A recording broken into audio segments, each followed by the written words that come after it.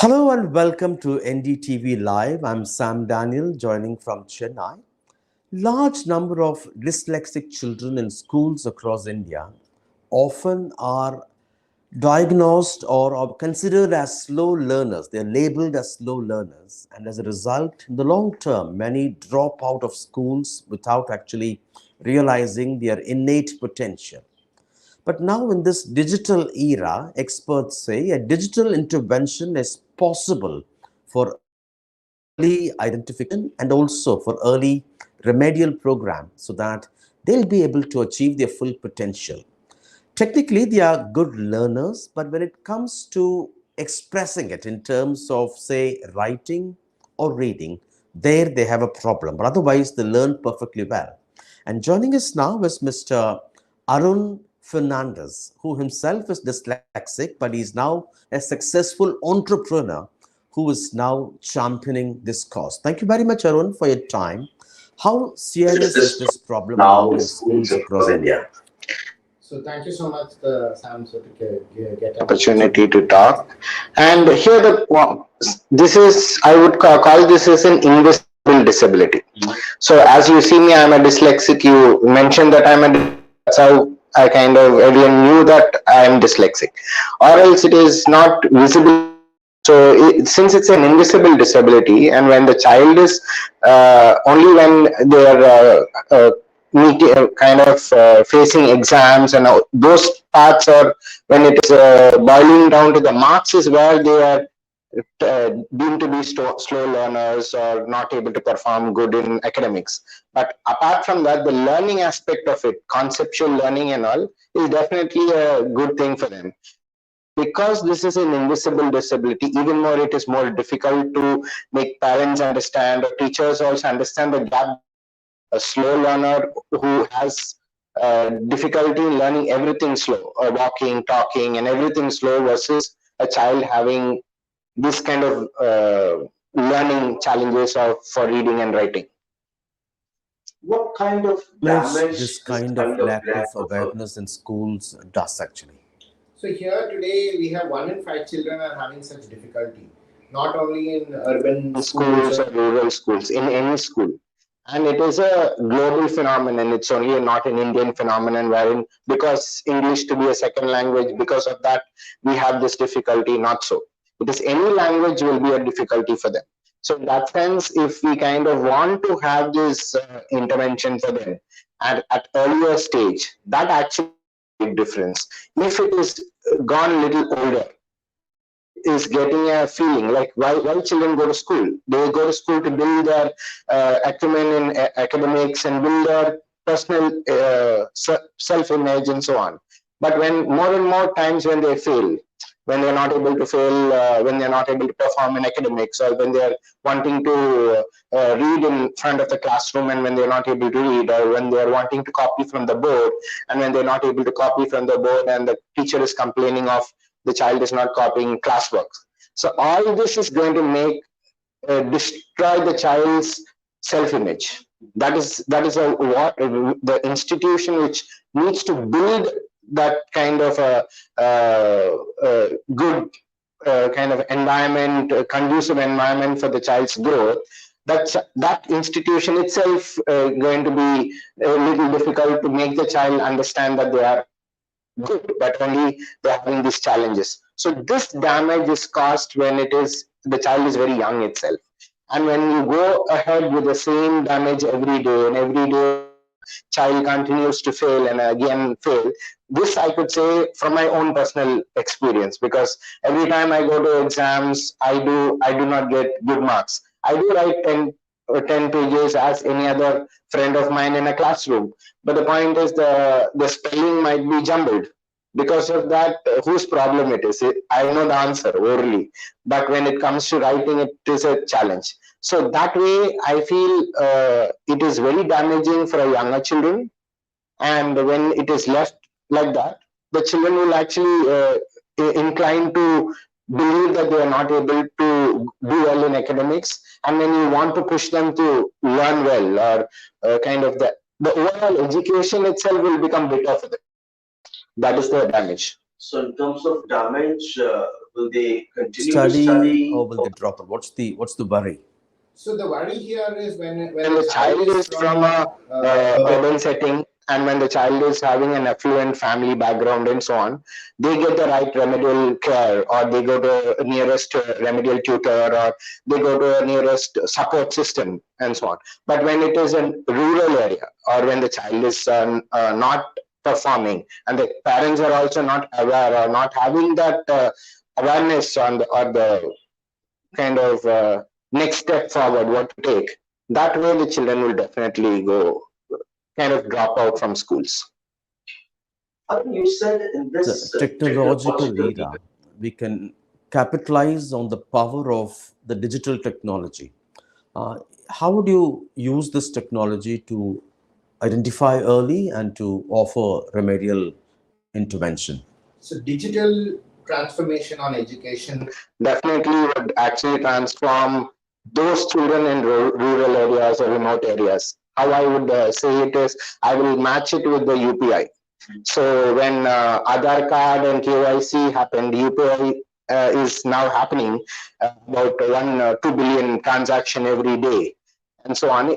All that is possible because of digitalization. And I feel the coconut vendor down the road is also using a bank transaction. 15 years down the line, it was not so. In the same way, now there are platforms like OneNest, which is an initiative of Ek Step and Enable India, and more other organizations partner together to make digital inclusion or digital education available and accessible to all. So making something like ONDC. ONDC is for commercial goods. So OneNest is something like it for digital accessibility for all children. So in such kind of platforms, where one platform is called as DLearners, that can actually break this divide on access. Why? Because these kind of children need to be identified in a very young age. Meaning, if the child is in a remotest village, but the teacher is identified the child is having such difficulty, but where to go? Where to go to assessment? Where to go to identification? Or where to go to remedy? The teacher can go to extent saying that this child is intelligent but not reading and writing. So that much of awareness today the school teachers do have. But the next part is assessment for them and intervention for them. That is where the gap is. These kind of digital platforms can actually help break this divide. And has it been scientifically proven? So now our DLearners as a platform build a platform for screening, wherein teachers can identify whoever having a doubt. They can kind of add their child into the system, and it goes to the parent. The parent will also have certain common signs of SLD. These common signs of SLD is today being after rating these set of 15 signs by NIPMED, National Institute of Person with Multiple Disability, Empowering Person with Multiple Disability in Chennai. With that 15 questions, we have curated awareness videos to make every parent commonly understand, okay, board copying is an issue, reversal of writing is an issue. All these are in video form for any parent to understand. That way, this is a more scientific approach, but more boiled down to a layperson's understanding. That has happened, and that is now available in an app called DLearners Parent App. So anyone can download if a parent or anyone having a doubt whether my or not. This DLearners Parent App can actually help. So following to that, the assessment today is being validated by NIPED and NIEPIB, National Institute of Person with Empowering Person with Intellectual Disability, which is in Hyderabad. So that assessment tool is also coming out. Now it is in the validation stage. So now if it is coming out, assessment can happen within schools. It can be any part of India or any part of the world too, but we are more focused in India.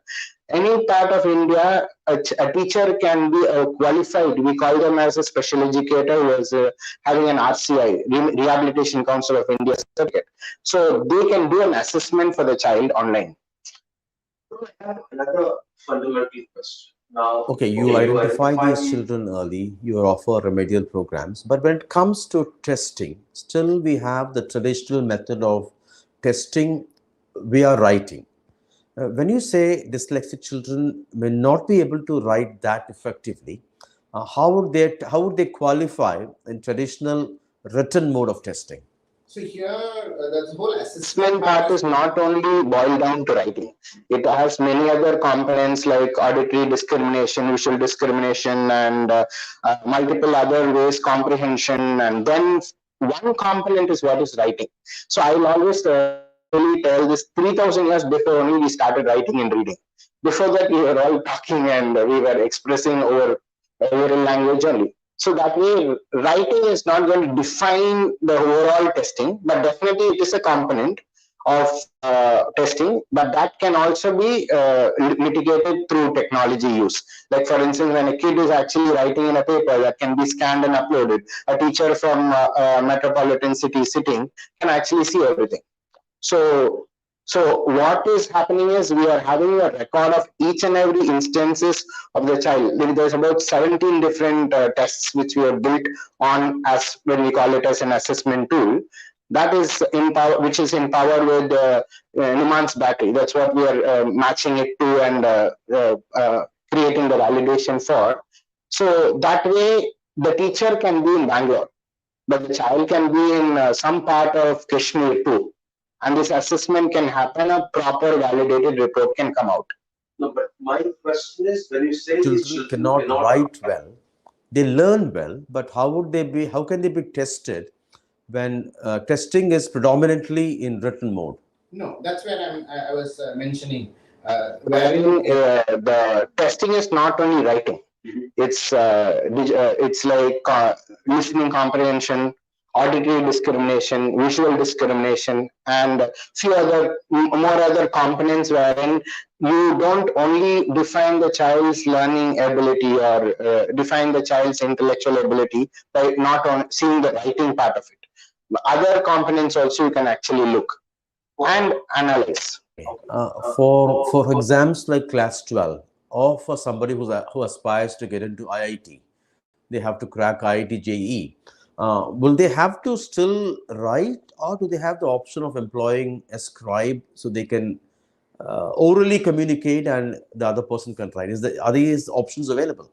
Exactly. It is now in all the boards there is something called a medical board certificate for these children, which is a follow up of an assessment done. So that medical board certificate can be submitted to any kind of like 10th and 12th and all the competitive exams today too. And I would also cite an example called Nandakumar IRS. He was an IRS officer, cracked civil service exams, but not writing so many papers, but only writing mind maps and cracking the civil service exam. He is a joint commissioner of income tax in Chennai.